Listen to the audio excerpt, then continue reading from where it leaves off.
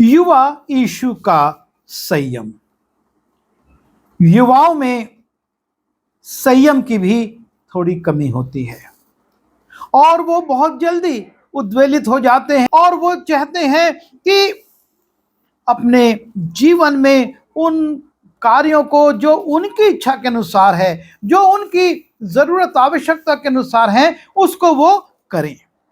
पर यीशु मसीह के जीवन में हम पाते हैं वो बड़े संयम के साथ अपने जीवन को व्यतीत करते हैं। वो एक नमूना रखते हैं कि किस प्रकार से संयमित जीवन हमको जीना है। और सबसे पहले हम यीशु मसीह के जीवन में देखते हैं कि भोजन के प्रति उनके जीवन में संयम था। आज भोजन सबसे ज्यादा लोगों को आकर्षित करता और फंसाता है, लेकिन जब हम मत्ती रचित सुसमाचार उसके 4 अध्याय और लूका रचित सुसमाचार उसके 4 अध्याय के पहले 4 पदों को देखते हैं, वहां पर लिखा है, वो 40 दिन और 40 रात निराहार रहा, अंत में उसे भूख लगी। तब परखने वाले ने पास आकर उससे कहा, यदि तू परमेश्वर का पुत्र है तो कह दे कि ये पत्थर रोटियां बन जाए। उसने उत्तर दिया कि लिखा है कि मनुष्य केवल रोटी ही से नहीं परंतु हर एक वचन से जो परमेश्वर के मुख से निकलता है जीवित रहेगा। यीशु मसीह भोजन के लिए असंयमित नहीं होते हैं कि शैतान कह रहा है पत्थर से रोटी बना ले और उसके पास सामर्थ्य है और वो उस कार्य को करे। वो कभी भी भोजन के लिए परेशान या क्रोधित होते हुए नहीं दिखे कि मुझको भोजन नहीं करने का समय मिल रहा है, लोग आ रहे हैं जा रहे हैं। उसके जीवन में बड़ा संयम था भोजन के प्रति। और जब वो सेवा करते हुए कार्य करते हुए जा रहा है और हम देखते हैं मरकुस रचित सुसमाचार और लूका और मत्ती में भी कि स्त्रियां बच्चों को लाती हैं, यीशु मसीह के चेले उनको रोकते हैं कि गुरु के आराम का समय हो गया, गुरु को अभी विश्राम करना है, भोजन करना है। यीशु मसीह शिष्यों को डांटते और कहते हैं बालकों को मेरे पास आने दो। वो भोजन से बढ़कर अपनी सेवा पर ध्यान देते हैं। जब हम मरकुस रचित सुसमाचार उसके 2 अध्याय में जाते हैं और वहां पर हम यीशु मसीह का संयम एक और विषय में देखते हैं और वो है सेवकाई में व्यवधान आने पर भी वो संयम बरतते हैं। यीशु मसीह बैठकर प्रचार कर रहे हैं एक घर में और एक लकवाग्रस्त व्यक्ति को पलंग पर लाकर लोग यीशु मसीह के सामने रखना चाहते हैं कि उसको वो चंगा कर दें, पर भीड़ इतनी है कि वो अंदर नहीं पहुंच पाते और तब वो छत पर चढ़ जाते हैं। और हम लूका उसके 5वें अध्याय के 18वें से 20वें पद में देखते हैं कि खपरेल की छत है और वो लोग उस खपरेल को हटाकर इतनी बड़ी जगह बनाते हैं कि एक पूरा पलंग उससे नीचे आ जाए। और तब आप कल्पना कर सकते हैं कि यीशु मसीह नीचे बैठकर प्रचार कर रहे हैं, ऊपर से खपरेलें हटाई जा रही हैं, उनको इधर उधर किया जा रहा होगा, मिट्टी और कचरा गिर रहा होगा, रोशनी आ रही होगी, डिस्टर्ब हो रहा होगा, आवाजें हो रही होंगी, लेकिन यीशु मसीह संयम बरतते हैं। वो किसी से कुछ कहते नहीं हैं और इतनी बड़ी जगह छत में खोल दी जाती है कि पूरी खाट नीचे लटका दी जाती है। इतनी बड़ी जगह वहां पर बनाई जाती है और जब वो खाट यीशु मसीह के सामने लटकाई जाती है, नीचे आती है, यीशु मसीह क्रोधित नहीं होते कि मैं प्रवचन कर रहा हूं और तुम डिस्टर्ब कर रहे हो, लेकिन वो उनके विश्वास को देखकर उस लकवाग्रस्त व्यक्ति से कहते हैं तेरे पाप क्षमा हुए। यह है संयम।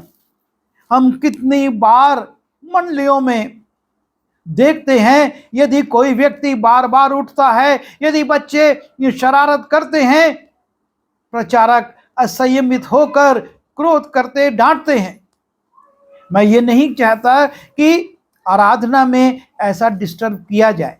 लेकिन हम यहाँ पर यीशु मसीह का संयम देखते हैं कि किस प्रकार कितना व्यवधान आया होगा जब वो प्रचार कर रहे थे, लेकिन वो उससे डिस्टर्ब नहीं होते, उनका संयम नहीं टूटता, लेकिन वो उल्टे उस व्यक्ति को देखकर और उन लटकाने वालों के विश्वास को देखकर कि किस मेहनत के साथ वो ऊपर चढ़े, उसको ले गए और वहां से नीचे लटका रहे हैं, उस व्यक्ति के लिए कहते हैं तेरे पाप क्षमा हुए।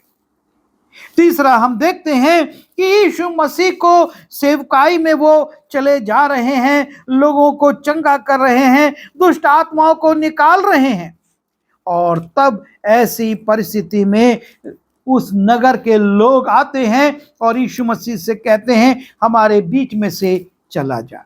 मत्ती रचित सुसमाचार उसके 8वें अध्याय के 34वें पद में हम पाते हैं, और यीशु मसीह ऐसे लोगों के प्रति भी क्रोधित नहीं होते, पर संयम के साथ, धीरज के साथ उस स्थान से चले जाते हैं। लिखा है, और देखो सारे नगर के लोग यीशु से भेंट करने को निकल आए और उसे देखकर विनती की कि हमारे सीमानों से बाहर निकल जा। यीशु मसीह ने एक बड़ा आश्चर्य कर्म किया। सेना ग्रसित एक व्यक्ति को, जिसको कोई पकड़ नहीं सकता था, कोई काबू में नहीं रख सकता था, जो घरों में नहीं कब्रों में रहता था, पत्थरों से घायल करता था अपने आप को, उस मार्ग से कोई नहीं जा सकता था, उसको चंगा किया। और तब लोग, उस नगर के लोग उसका अभिवादन करें, उसका सम्मान करें, उसका आदर करके अपने यहाँ ले जाएं, उसकी जगह कह रहे हैं कि हमारे सीवानों से निकल जा। और यीशु मसीह संयमित रहते हैं, वो उन पर कुछ कहते नहीं और वहाँ से लौट जाते हैं। ये है यीशु मसीह का संयम। और जब हम लूका रचित सुसमाचार उसके 9वें अध्याय के 51वें पद से देखते हैं, और वहाँ पर हम पाते हैं कि यीशु मसीह यरूशलेम की यात्रा पर है, यरूशलेम जा रहे हैं और एक सामरियों के गांव से उनको होकर निकलना है। और क्योंकि वो यरूशलेम जा रहे हैं, सामरी उनको उस गांव में रुकने नहीं देते हैं। लिखा है, और उसने अपने आगे दूत भेजे, वे सामरियों के एक गांव में गए कि उसके लिए जगह तैयार करें, परंतु उन लोगों ने उसे उतरने ना दिया, क्योंकि वो यरूशलेम को जा रहा था। और ये देख उसके चेले याकूब और यूहन्ना ने कहा, हे प्रभु, क्या तू चाहता है कि हम आज्ञा दें कि आकाश से आग गिरकर उन्हें भस्म कर दे? परंतु उसने फिर कर उन्हें डांटा और कहा, तुम नहीं जानते कि तुम कैसी आत्मा के हो, क्योंकि मनुष्य का पुत्र लोगों के प्राणों को नाश करने नहीं परंतु बचाने के लिए आया है। और वे किसी और गांव में चले गए। यह है संयम। वो चेलों के समान क्रोधित नहीं हो जाते कि मैंने इन गांवों में यहाँ के लोगों के लिए इतने सामर्थ्य के काम किए, इतने आश्चर्य कर्म किए, और ये हमको, हमारे को रुकने की अनुमति तक नहीं दे रहे कि एक रात हम यहाँ रुक जाएं। और उसके बाद हम लूका उसके 13वें अध्याय में जाते हैं और उसके 7वें पद से 9वें पद को देखते हैं। एक फल विहीन पेड़ के लिए किस प्रकार से वर्णन किया गया है कि संयम के साथ फिर से एक मौका और मांगता है। तब स्वामी ने उस बारी के रखवाले से कहा, देख, 3 वर्ष से मैं इस अंजीर के पेड़ में फल ढूंढने आता हूं, परंतु नहीं पाता। इसे काट डाल कि वो भूमि को क्यों रोके रहे। उसने उससे उत्तर दिया, हे स्वामी, इस वर्ष तो और रहने दे कि मैं इसके चारों ओर खोद कर खाद डालूं, सो आगे को फले तो भला, नहीं तो उसे काट डालना। 3 वर्ष हो गए, परिश्रम कर रहा है, पानी दे रहा है, खाद डाल रहा है, सब कुछ कर रहा है, लेकिन पेड़ फलवंत नहीं हो रहा है। पर उसका संयम देखिए कि वो और 1 वर्ष मांगता है। कहता है स्वामी से कि 1 वर्ष और दे, मैं और परिश्रम करूंगा, और तब ये अगर नहीं फला तब तू निर्णय लेना, तब तू न्याय करना। हम अपने जीवनों पर देखें, कितने वर्ष हो गए हम फल विहीनता की दशा में हैं, फिर भी वो संयम के साथ हमको अवसर पर अवसर, मौके पर मौका दे रहा है, और वो हमको छोड़ता नहीं है। जब हम यहूदा इस्करियोती के विषय में देखते हैं, यूहन्ना उसके 13वें अध्याय में, और वहां पर हम पाते हैं कि यीशु मसीह ये जानते हुए भी कि क्या वो करने वाला है, उसके पैरों को धोते हैं, उसके साथ मेज पर बैठकर संगति करते हैं, और उसके साथ समानता का व्यवहार करते हैं। लूका रचित सुसमाचार उसके 22वें अध्याय के 47वें 48वें पद में जाते हैं, यीशु मसीह यहूदा इस्करियोती को अपने आप को चूमने देते हैं, और तब कहते हैं कि हे यहूदा, क्या तू चूम कर मनुष्य के पुत्र को पकड़वाना चाहता है? उसका संयम, वो उसको धुतकारता नहीं, दूर नहीं हटाता। और मत्ती उसके 26वें अध्याय के 48वें पद से 50वें पद में हम देखते हैं, यीशु मसीह जब यहूदा इस्करियोती गतसमनी के बाग में एक बड़ा झुंड लेकर आया हुआ है कि यीशु मसीह को पकड़ा जाए, यीशु मसीह उससे कहते हैं, हे मित्र, जिस काम से तू आया है उसे पूरा कर, क्योंकि उसने चिन्ह दिया था कि मैं जिसे चूमूं उसे तुम पकड़ लेना। और जब वो चिन्ह को प्रकट करने के लिए यीशु मसीह को चूमने आता है, यीशु मसीह उससे कहते हैं, हे मित्र। ये है यीशु मसीह का संयम। वो संयम के साथ उससे व्यवहार कर रहा, वो उत्तेजित नहीं होता। हम चेलों के विषय में देखते हैं, जब हम मरकुस रचित सुसमाचार उसके 14वें अध्याय में जाते हैं, और वहां पर यीशु मसीह अपने चेलों से कहते हैं कि तुम यहां पर रुको, मेरे लिए प्रार्थना करो। और वो आगे बढ़कर प्रार्थना करता है। 14वें अध्याय के 33वें और 34वें पद में हम देखते हैं, और वो पतरस और याकूब और यूहन्ना को अपने साथ ले गया और बहुत ही अधीर और व्याकुल होने लगा, और उनसे कहा, मेरा मन बहुत उदास है, यहाँ तक कि मैं मरने पर हूँ, तुम यहाँ ठहरो और जागते रहो। लेकिन चेले उसकी बात पर ध्यान नहीं देते। यीशु मसीह जब लौटता है, 37वें पद में लिखा है, फिर वो आया और उसने उन्हें सोते पाकर कहा, पतरस, हे शिमोन, तू सो रहा है? और उसके बाद हम 40वें और 41वें पद में भी देखते हैं, और फिर आकर उन्हें सोते पाया। और 41वें पद में फिर तीसरी बार आकर उनसे कहा, अब सोते रहो और विश्राम करो, बस घड़ी आ पहुंची, देखो मनुष्य का पुत्र पापियों के हाथ पकड़वाया जाता है। उठो चलें, देखो मेरा पकड़वाने वाला निकट पहुंच रहा। यीशु मसीह का संयम यहाँ पर भी हम देखते हैं। वो व्याकुल है, परेशान है, उसके अंदर एक द्वंद्व है, पर अपने चेलों से, इन शिष्यों पर वो क्रोधित नहीं होता कि तुम मेरी आज्ञा के विरुद्ध सो रहे हो, प्रार्थना नहीं कर रहे हो। वो कहता है कि अब समय आ गया है, और वो बड़े संयम के साथ उनसे बातचीत करता, व्यवहार करता है, और उनको कहता है चलो।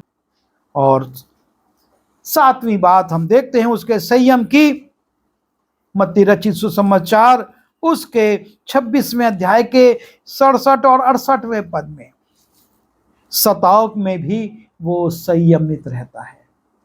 उसके ऊपर लिखा हुआ है, मुंह पर थूका, थप्पड़ मारे, घूंसे मारे, लेकिन वो प्रतिक्रिया नहीं करता, संयम के साथ सब सह रहा है। मरकुस 14:65 में भी हम देखते हैं किस प्रकार से उसको अपमानित किया जा रहा है। मरकुस 15 में देखते हैं किस प्रकार उसके सिर पर कांटों का मुकुट रखा जाता है, उसको किरमिजी बागा पहनाया जाता है, उसके सिर पर उस कांटों के मुकुट पर सरकंडे से मारा जाता है, उसको लोग झुक झुक कर प्रणाम करते हैं, उसका ठट्ठा उड़ाते हैं, लेकिन इस विपरीत परिस्थिति में भी वो संयमित है, वो प्रतिक्रिया नहीं कर रहा है। और प्रभु यीशु यही चाहते हैं। ये नमूना उन्होंने दिया कि हम भोजन के लिए असंयमित ना हो। सेवकाई में व्यवधान आते हैं, हम असंयमित ना हो। हमको लोग उपेक्षित करते हैं, अपने बीच में से निकाल देते हैं, हम असंयमित ना हो। हम देखें, इतने वर्षों से सेवा कर रहे हैं और हम फलवंत नहीं हो रहे, सेवाएं फलवंत नहीं हो रही हैं, लोगों में परिवर्तन नहीं हो रहा है, हम असंयमित ना हो। हमारे जो लोग जिनको हम जानते हैं कि विरोध कर रहे हैं, निंदा कर रहे हैं, हमारे विरोध में षड्यंत्र कर रहे हैं, दूसरों से मिलकर हमको फंसाने की कोशिश कर रहे हैं, हम ऐसे लोगों के प्रति भी संयम बरतें। हम अपने साथ सहकर्मियों के प्रति भी असहिष्णु ना हो, हम उनके प्रति भी संयम बरतें। वो गलती कर सकते हैं, वो चूक सकते हैं, हमारी इच्छा के अनुसार काम करने में वो लापरवाही कर सकते हैं, लेकिन हम असंयमित ना हो। हम संयम के साथ उनसे व्यवहार करें, और चाहे कितना भी विरोध हो, कितनी भी निंदा हो, कितना भी हमको अपमानित किया जाए, हम असंयमित ना हो। संयम के साथ सब बातों का सामना करें। वो युवा था, वो सामर्थी था, वो बहुत कुछ कर सकता था, लेकिन उसने कुछ नहीं किया, क्योंकि वो जानता था कि उसका उद्देश्य लोगों को बचाना है। वो लोगों को दंडित करने के लिए नहीं आया, लेकिन वो आत्माओं को बचाने आया। और हमारा उद्देश्य भी यही है कि हम प्रभु के लिए आत्माओं को जीते। उत्तम भोजन करना हमारा उद्देश्य नहीं है, हमारा लोगों पे दोष लगाना उद्देश्य नहीं हो, लेकिन हम हर परिस्थिति में संयम के साथ रहें और प्रभु के हाथ में सौंपें, और प्रभु हमारी सेवा को निश्चित रूप से फलवंत करेगा। आइए दुआ करें। प्रभु जी, हम धन्यवाद देते हैं आपके संयम के लिए, जिसको कि आपने जीकर और रखकर हमको ये मार्गदर्शन दिया है कि हम भी अपने जीवन में, सेवकाई में, अपने कार्यों में, अपने लोगों में, अपने शत्रुओं में, अपने सताने वालों में संयम को रखें और आपके चरित्र को, आपके जीवन को प्रकट करें। आप हमको पवित्र आत्मा की सामर्थ्य दीजिए कि हम उसमें भर के आपके कार्यों को कर सकें। विनती यीशु मसीह के नाम से मांगता हूँ, आमीन।